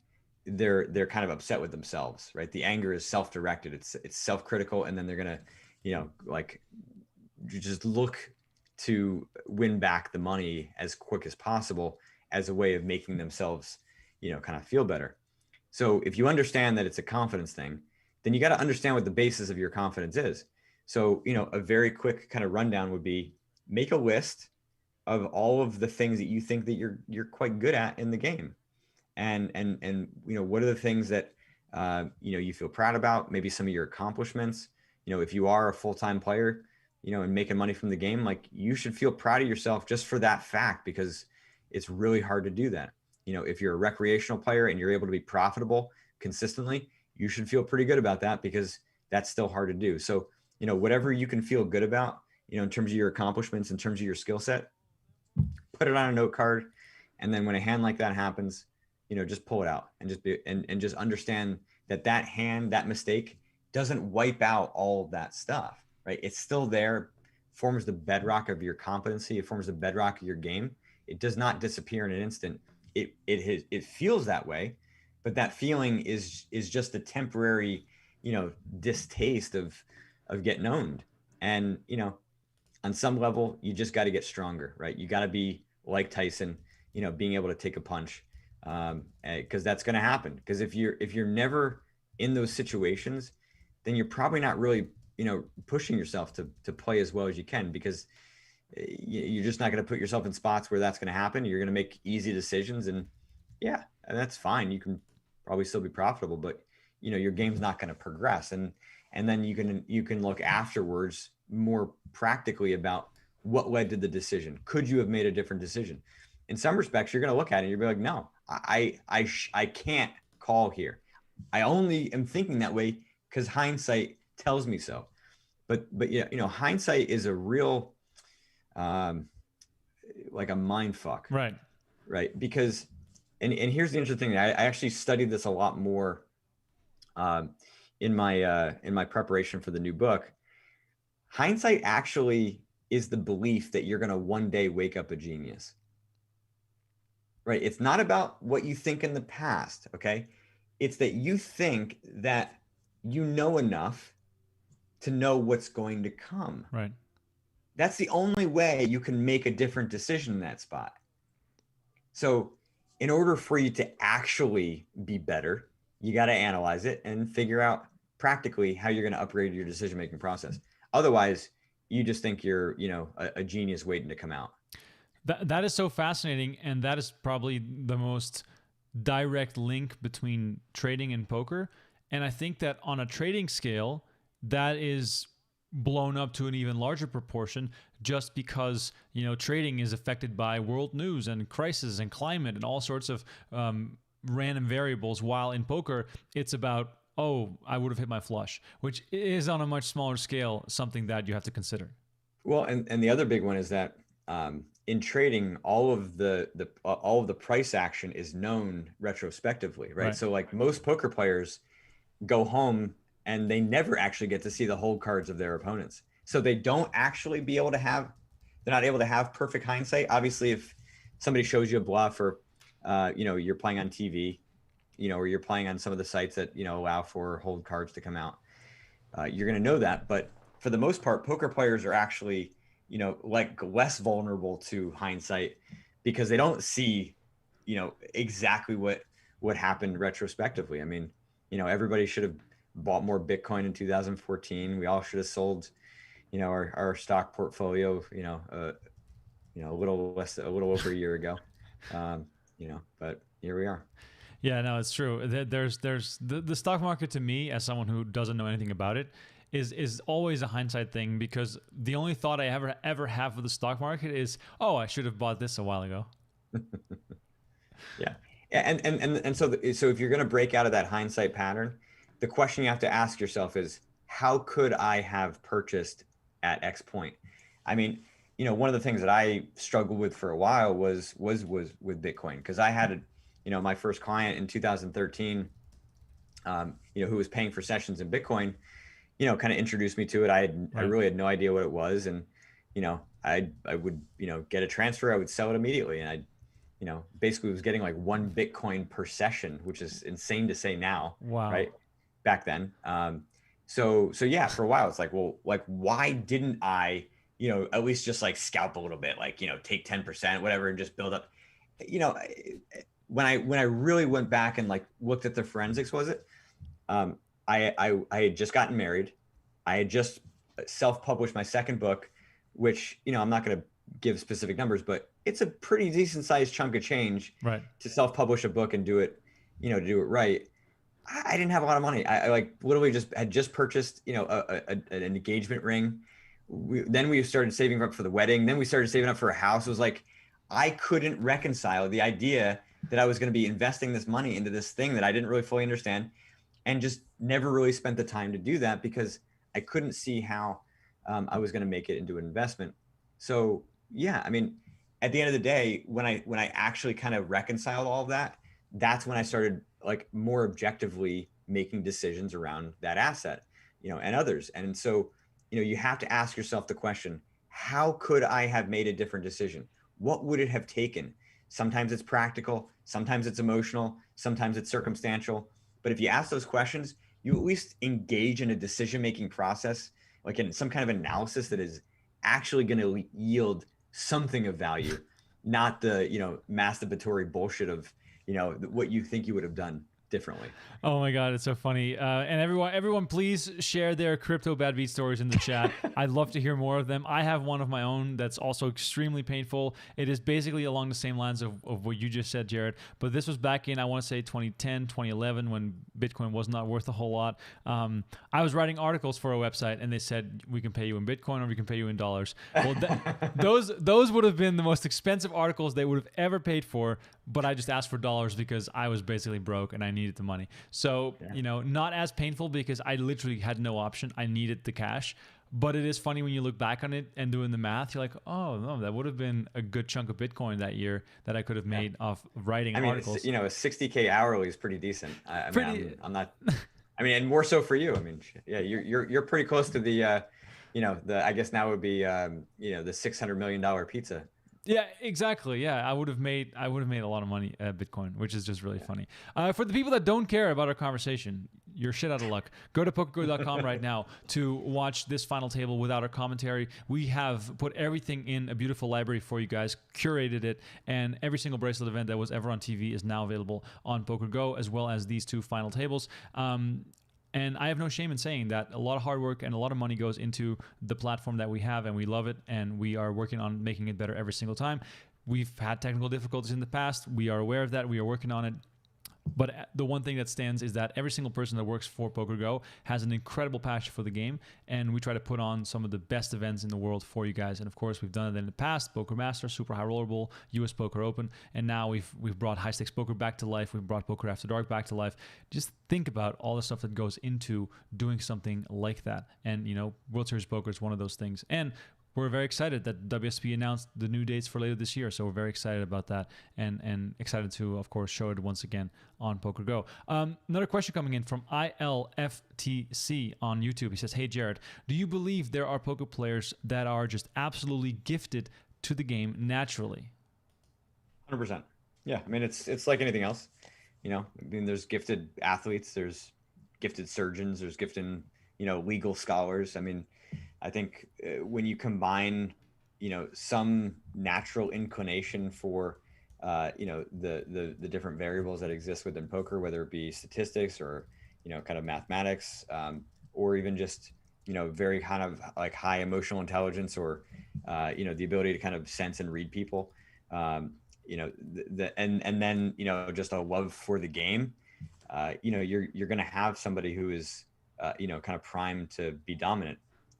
Because they're going to work harder, they're going to work longer, they're going to be more creative, they're going to have the conversations with players who are like-minded and want to kind of grow, and it becomes a little bit of like a repetition game. I mean, improvement it does come down to how much you're actually working. I mean, I'm not a believer in the 10,000 hour rule like that. That's like kind of too crude a way of kind of assessing competency. But I mean, you just think about it. Anybody who loves what they do is just going to be better at it than somebody who doesn't. That doesn't mean, that we can say that kind of across the board. But if you, talent exists, right? But you Right. take somebody who's very naturally talented and they're working their asses off. I mean, they're going to be great. Yeah, no, definitely. I think that talent is helpful, but at the end of the day, hard work and discipline will probably always win out eventually, right? I mean, if you take somebody who is naturally talented but doesn't work, and you take somebody who works, their butt off, the person that is working harder is probably going to win out in the long run. Yeah, that makes a lot of sense. We see Pierre Novel get eliminated in 7th place. Joe McKeon, of course, running over the table, having basically half the chips in play with 6 players remaining. When you are sitting at a final table like this, or the one that we saw before with Jorryt on it, do you feel the excitement in the room? Do you feel the nerves, or do you sort of have tunnel vision? I think, it's like, I'm not a parent. Like I don't have a financial investment in it. I purposefully, didn't do that. And so for me, it's just, I'm kind of purely there for them, and I'm, just kind of calmly observing and, doing my best to, kind of understand what the situation is, and how I best can help. And, now I see Max in a different suit. So it reminds me that they did actually change the format where they were, doing it over 3 days this year, not 2. Yeah, that is funny to see. Joe McKeon went from the Eagles jersey to the red T-shirt. Quite good question coming in, by the way, on Twitch from One Man Cold. He says, "Hey Jorryt, is there something you look back on from the 2 mental game of poker books that you would change after all these years since it came out?" Yeah, I mean, I yes, 100%. I alluded to a little bit earlier about how I didn't make resolution, kind of the center point in terms of like what is our goal here? What are we trying to accomplish, with this mental game work? And it is to resolve the issues. It's to solve them. It's not to control them. It's not to contain them. That's a short-term strategy, which is what injecting logic is really all about. And so, putting kind of injecting logic at the forefront of, chapter 4 of the strategy chapter, I think kind of made people, prioritize that over the one that came second, which was resolution. That has been rectified in the trading book. I'm sure we'll get to it at some point, but the trading book like solves for that. Like the process of resolution, the goal of resolution is evident from chapter 1, and it's sort of kind of threaded throughout the entire book. Because when you are aiming at that kind of a finish line, your work is very different. The way in which you are thinking about trying to progress is very different than when you're trying to control it. So that's probably the biggest one of the first book. The second book, I mean, I honestly, I don't know. I think it's probably just the title that's the biggest mistake. There are some people that just thought it was like like a second version of Right. the same book, that it wasn't new content. I probably should have called it like, play poker in the zone, or poker in the zone, or something to sort of, imply that, the first book was really about, kind of getting rid of the crap and all the emotional problems. And then, the second book was all about like, all right, well, assuming that stuff has largely been taken care of, let's see how good you can get. Right. And then the same guy on Twitch follows it up. He says, "P.S. I think about it and get crushed because of Entitlement Tilt every day, despite your teachings and readings, your book years ago." Do we have any advice for Mr. One Man Cold of like how he can reset or work on it some more? Yeah, I mean, okay, there's sort of a secondary section that, can be kind of recalibrated a little bit. I mean, I do allude to it in that chapter, in that section, that Entitlement Tilt is, kind of really about confidence. In the trading book, I kind of make that even more clear, where the section on Entitlement Tilt is like 3 paragraphs long. That basically just says, you might be angry, but the anger is not the problem. It's a confidence problem. And one of the big kind of upgrades, to the trading book is that, those individual kind of problem sections of fear and anger and confidence are really kind of, expanded in a large way. So, there's a ton more content about, what is going to cause those confidence problems. But, my advice to him would be, you got to get to the heart of it. And we're not going to look at confidence problems as being like, like a singular kind of thing. It's not like you have to be like a not confident person or a not confident poker player to have Entitlement Tilt. Like I said with Hellmuth earlier, like he has a lot of confidence and deservedly so. The problem is it's actually excessive, right? It shows up as being overconfident, but oftentimes, it can show up as lacking confidence. So what we're looking for are these individual components, these like pieces that are either flawed or incomplete. And that causes the misperception that then leads to entitlement. So for example, it could be, an illusion of control, expecting yourself to win from every session or every hand. It could be some perfectionism. There's a lot of different, kind of individual performance flaws that can cause those errors in confidence, but you just got to do the work to figure out what they are. But yeah, don't let the anger distract you. It's not an anger issue. It's a confidence problem. For the people asking in the chat, what is the trading book all about, and is there a link? JarrytTendler.com/the mental game of trading. That's where you can find more information on the book. And Jorryt, this is something I'm very curious about. What does the trading book bring that could be seen as an addition to the poker book? Yeah, I mean, I think so. I mentioned earlier about how traders for years we're picking up the poker book and finding value. So in some respects, we're kind of just going to do the opposite now, where poker players will find value in this, and I think it's there in kind of four ways. The first one is that my system is now like systematized to a very, very kind of high degree. I mean, it's crazy to say it's been 10 years since the poker book was published, let alone like technically 12 since I started writing it. So my competency as a coach has just kind of grown x-fold since then. So what that means in practicality is that, my ability to kind of take readers through the stages and steps to achieve resolution is just, a lot greater. And so, included in that is a lot of like kind of process components. Like, here are the trouble parts or the trouble, things that are going to kind of derail you. And there's actually a section at the very end of the book called troubleshooting, like kind of 6 common problems that, you're going to find. There's a lot more detail around the ways that emotions, kind of get generated, a lot more content about each of the individual kind of problem areas. So, if we're talking about kind of similar themes, every theme you're going to see in the poker book, is roughly represented in the trading book. It's a little bit different. Greed is a problem in trading. So there's a section in that. Traders talk about discipline as being a big thing. So, I kind of brought some themes from the Mental Game of Poker 2 into this book. But for the most part, what you're going to see is every section has a lot more content. I think I made the mistake of wanting it to be kind of a choose your own adventure, the original poker book, and kind of forcing people to kind of bounce around. And because I didn't want to be repetitive. I didn't want to, kind of endlessly repeat myself. I just wanted to, kind of call things out and send them on their way.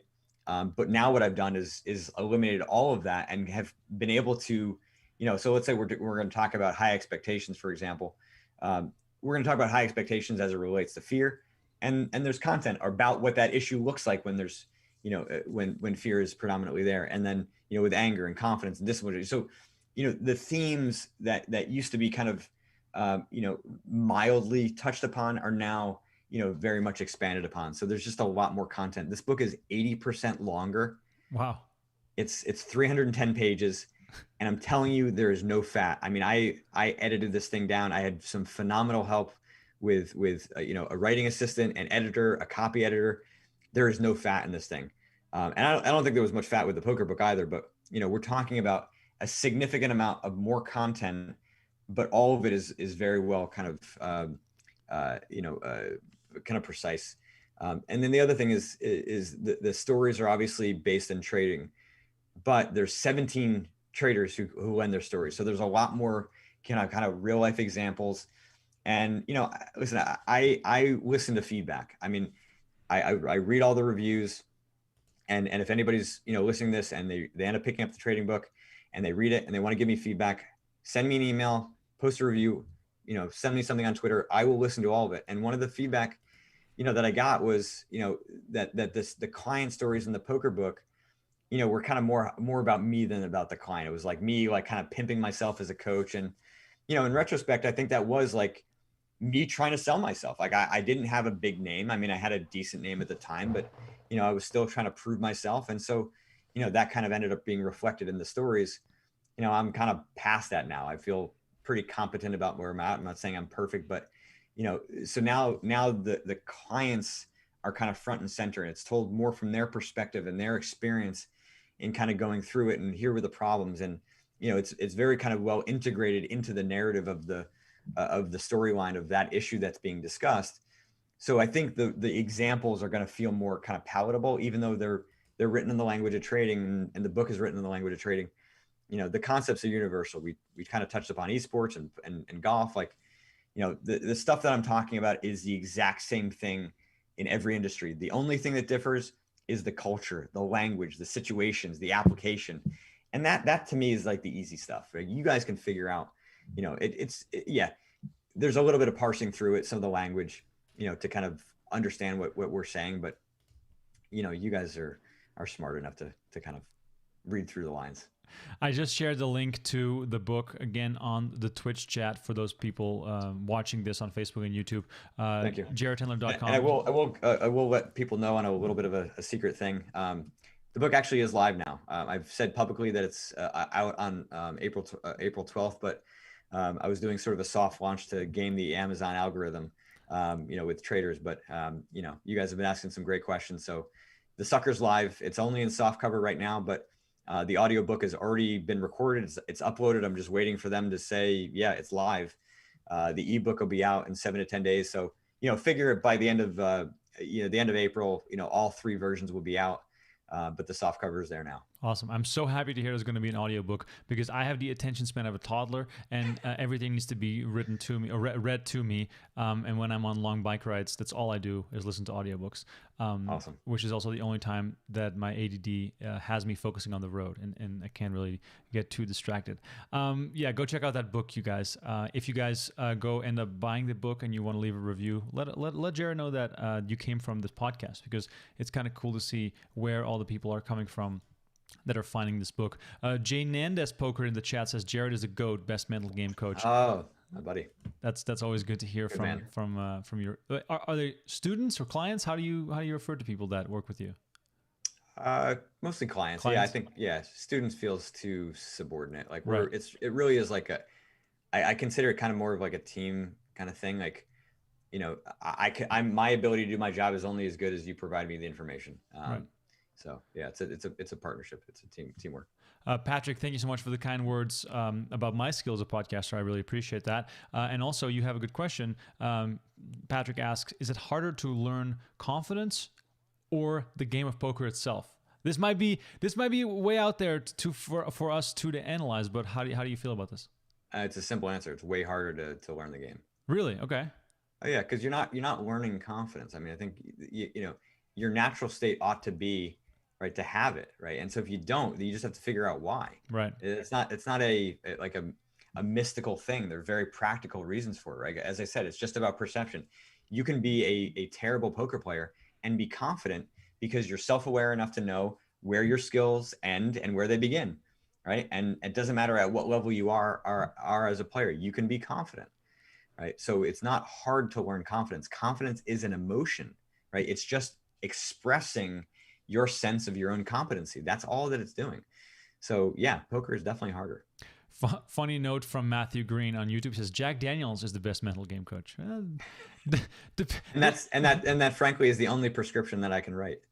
Yeah, exactly. And it is funny that, I mean, I'll even say this as a podcaster. Sometimes one drink takes the edge off, but then that also allows me to reflect back on why is that? What is it in my psyche and in my thought process that sort of allows me to perform a little bit better when I can just ease off a little bit because of the one beer that I had? Nowadays, I don't have that anymore. I don't even prepare anymore. I just do all this off the top of my head. I've watched the game 1,000 times. I speak to Jorryt once every 2 years when we have something cool to discuss. And I think that is probably the best thing that I can say from my experience is that when you do something you love and you do it a lot and you care about it, you're going to get better by doing it. So in my case, that's podcasting. I do this every week. I've been doing this for almost 10 years. Skill comes with time. Don't expect to be good right off the bat. That's super unrealistic, and it's only going to make you struggle harder. Whatever it is you're doing, whether you're in school, whether you're playing poker, whether you have a very high-pressure job, you're not going to be great right off the bat, and don't expect it of yourself. Dude, this was your audition for your mental coach, application. I think you're getting closer to passing, man. That was well said. I feel like what's his name? Tony Robbins on the stage. giving my. Yeah. Well, I mean, you certainly have the height for it. I do not. You know, I'm more like the the Danny DeVito version of him. So, maybe a little bit skinnier, but. Yeah, no, I mean, it is funny how that works. People asking if the VOD will be available on PokerGo. No, if you're watching this on Twitch, go check out the VOD on YouTube and Facebook. You can watch this for all eternity. We're actually launching a new channel. A little tidbit for the people that are watching right now. Run It Back Clips is going to be launching in 2 weeks. All the clips, all the highlights from all the Run It Back shows that I've done. If you're new to this show, if you're new to Run It Back, meanwhile, we see Joe. By the way, hold on. Pause. Max Steinberg. We've just completely lost sight of the final hand here. For all the people that have not heard a single line of commentary, I feel like we should listen to this final hand here of Max Steinberg, that he was your client here during this event. Let's just listen in. I want to just enjoy this moment, even though it was a bad moment. The excitement of the main event, I miss it. Butteroni, Neuville, and Stern all have busted with ace-jack. Steinberg has 16 big blinds left. The short stack. All in. We raise all in. You heard him. There's the call. Max staring at fourth place, dominated by McKeon. Ace queen, ace jack. I have ace queen. It seems like every time a short stack player picks up a good hand against McKeon, McKeon has a better hand. Many in the poker community gave Max the best shot to run down Joe and his chip lead, but that has not materialized. Steinberg with ace-jack. McKeon with ace-queen. Looking for his fourth knockout. And that is no help for Steinberg. Steinberg on the precipice. McKeon knocking him out one at a time. No flushes, just runner straights. Max looking for any help, as is his well-dressed supporting crowd. Turn card gives Max some more outs to win or chop. 6 for half, 10 or jack for the loss. All other cards for the win. McKeon speaks the truth.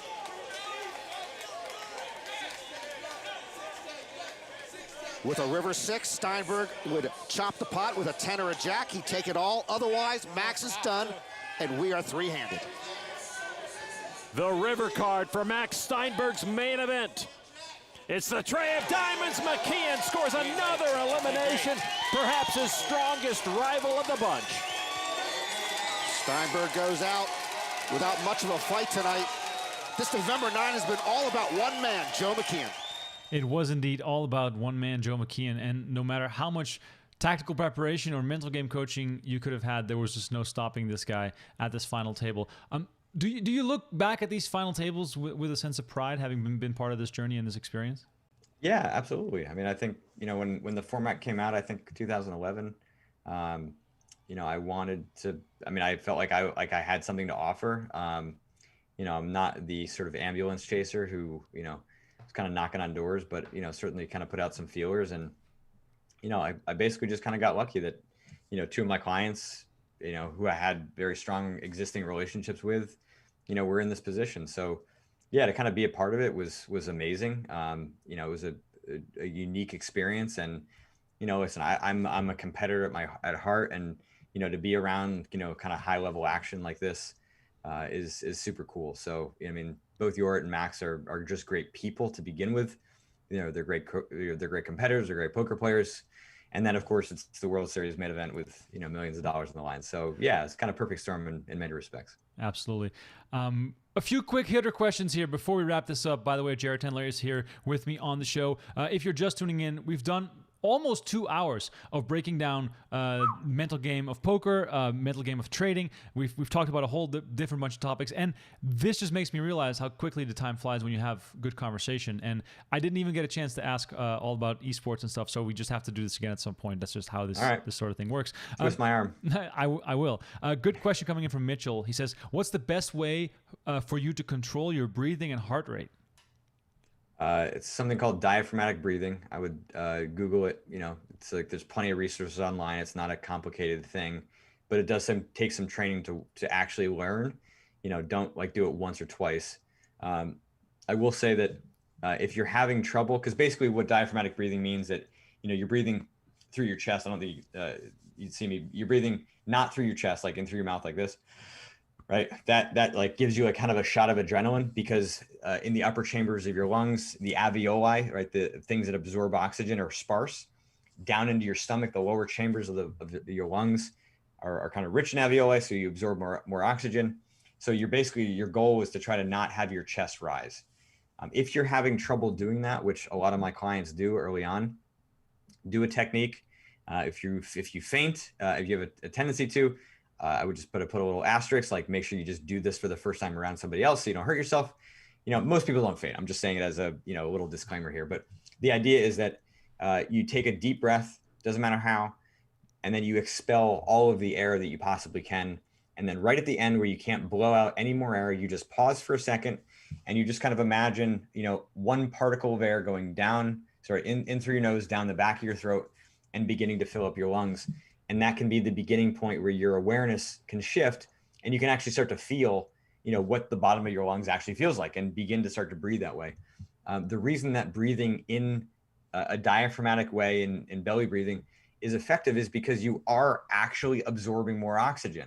And when you absorb more oxygen, you cue the mind, you cue the body to relax. Your capillaries expand, blood flow increases, so there's a lot of physiological benefits that then, kind of translate mentally. But if you're talking about breathing, it's a pretty simple technique. If you watch infants breathe, they breathe diaphragmatically naturally. It is our natural state. Over time, through, stress response, we learn to kind of breathe in through our chest. And a lot of people will actually train, especially in competitive environments, to do that. And it's literally the exact opposite of how you're supposed to. It's funny you say that. As you were talking, I was keeping a close eye on how I'm breathing. I'm doing it perfectly, just so you know. I'm not surprised. I also think that endurance athletes, not that I'm an athlete, they also naturally train that way. And you see like cyclists with like huge huge stomachs coming in and out, because you're just forced to do that. There's no other way. Like you'll literally fall off the bike. Anyway, side tangent about bikes. The bikes are coming back. I'll put a bike in the background for everyone who misses the bikes. Jorryt, I used to do this in my small apartment, and there was bicycles in the back, and people loved it, and it was a whole thing. Anyway, thank you so much for joining me on the show. I really appreciate it. You guys watching on Twitch, on Facebook, and on YouTube, I really appreciate it as always. Next week on the show, I'm so excited to announce this. Stephanie Unger, the daughter of Stu Unger, is joining me on Run It Back. You guys are the first to hear about this. It's going to be a show in which we watch the 1981 and the 1997 WSOP Main Event to launch the kickoff of us releasing all the old footage on PokerGO. Little tidbit here for everyone watching Run It Back today. Stephanie Unger on Run It Back next week. I've been in touch with her for a while. We were ready now to release the footage. We've optimized it for release on PokerGO. We're very excited to have this on, and she's going to tell stories about her dad, about her life now, and everything else that's going on. So if you enjoy that, please follow, like, subscribe, Twitch, Facebook, YouTube, whatever your preferred platform is. We'll be live in all three places next week. It's going to be live at 8 p.m. Eastern. So don't miss out on that if you are a huge poker nerd like myself. Jorryt, one final time, your new book is out. How can people get it, and why should they? Mental Game of Trading out now. Soft cover. The other versions are coming soon. It's on Amazon. It's basically everywhere you can buy books. You can also go to my website, JorrytTendler.com, and find more information on it. They should buy it because the mental game matters, and it's a decent book, and it'll help you get better at your mental. Exactly. Appreciate it. It's very good. Even if you're not trading, I think there's still a lot to be gained from the book. For now, this was Run It Back. Thank you guys all so much for watching. I'll be back next week with Stephanie Unger. It's going to be an amazing show. You guys all leave the comments and likes and subscribes. Follow us both on Twitter. If you have any questions or remarks, please send them over. My DMs are always open, so you can always ask whatever you want. And if you have any guest suggestions, please send those in as well. For now, this was the show. See you guys next week.